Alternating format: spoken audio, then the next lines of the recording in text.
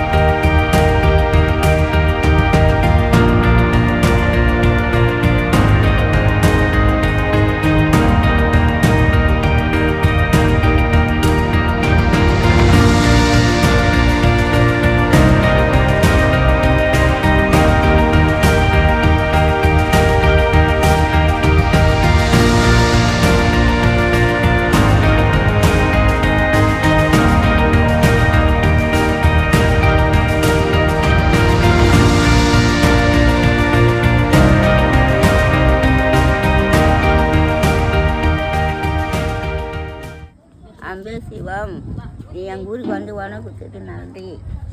நாங்கள் எங்கெல்லாம் நல்லா இருக்கிறோம், நன்றி. அன்பே சிவம், நாங்கள் ஸ்கூலுக்கு போகும்போது சாப்பாடு கொடுத்துருக்காங்க, நன்றி. நாங்கள் நல்லா சாப்பிட்டுப்போம், நன்றி. அன்பே சிவம், காலையில் வந்து டிஃபன் கொடுத்தாங்க, பிள்ளைங்களுக்குலாம் எல்லாம் திருப்தியாக சாப்பிட்டாங்க. அவங்க 1 வருஷம் நல்லா இருக்கணும்.